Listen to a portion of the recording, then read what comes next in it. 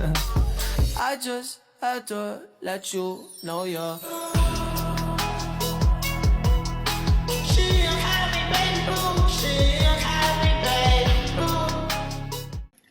Dalam setiap organisasi, baik sektor publik maupun privat, keberadaan resiko merupakan sesuatu yang tidak terpisahkan dari proses pencapaian tujuan. Resiko muncul sebagai konsekuensi dari adanya ketidakpastian dalam lingkungan strategis maupun operasional. Oleh karena itu, organisasi memerlukan suatu pendekatan yang sistematis dan terstruktur dalam mengelola resiko. Salah satu pedoman yang diakui secara internasional adalah ISO 31000 tahun 2018 yang memberikan kerangka konseptual dalam penerapan manajemen risiko secara komprehensif. ISO 31000 tahun 2018 merupakan standar internasional yang berisi pedoman dalam mengelola risiko yang dapat diterapkan pada berbagai jenis organisasi tanpa memandang ukuran maupun sektor. Dalam perspektif teoritis, manajemen risiko tidak hanya bertujuan untuk meminimalkan potensi kerugian, tetapi juga untuk menciptakan dan melindungi nilai organisasi. Selain itu, penerapan manajemen risiko juga berfungsi untuk meningkatkan kualitas pengambilan keputusan, memperkuat tata kelola organisasi, serta meningkatkan ketahanan terhadap perubahan lingkungan.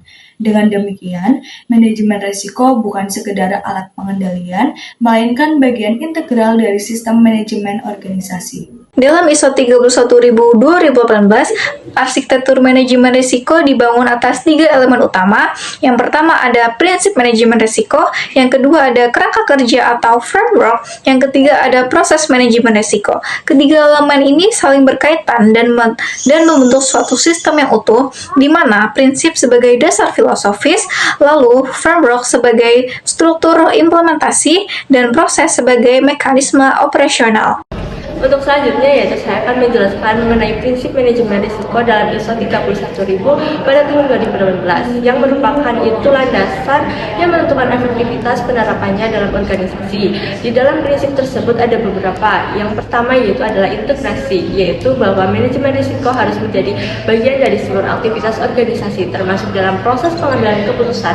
Yang kedua yaitu terstruktur dan komprehensif yang merupakan menunjukkan bahwa pengelolaan risiko dilakukan secara sistematis agar menghasilkan informasi yang konsisten dan dapat diandalkan. Yang ketiga yaitu disesuaikan dengan konteks organisasi, sehingga penerapannya itu mempertimbangkan karakteristik internal dan eksternal organisasi. Yang keempat yaitu inklusif dengan melibatkan berbagai pemangku kepentingan dan proses pengelolaan risiko. Yang kelima yaitu dinamis, yang dimana itu mampu merespon perubahan lingkungan secara cepat dan tepat. Yang keenam yaitu berbasis pada informasi terbaik yang tersedia baik data historis maupun proyeksi ke depan. Yang ketujuh yaitu mempertimbangkan faktor manusia dan budaya organisasi. Yang terakhir yaitu tentang berorientasi pada perbaikan berkelanjutan. Secara keseluruhan prinsip ini menegaskan bahwa manajemen risiko harus bersifat adaptif, partisipatif, dan berkelanjutan. Selanjutnya adalah kerangka kerja atau framework. Kerangka kerja atau framework dalam ISO 31000 2018 berfungsi untuk memastikan bahwa prinsip-prinsip manajemen risiko dapat diterapkan secara efektif dalam organisasi. Komponen pertama adalah kepemimpinan dan komitmen, di mana manajemen puncak memiliki peran strategis dalam menetapkan kebijakan serta penyediakan sumber daya yang diperlukan. Lalu ada komponen kedua adalah integrasi, yaitu memasukkan manajemen risiko ke dalam seluruh proses organisasi, termasuk perencanaan strategis dan operasional.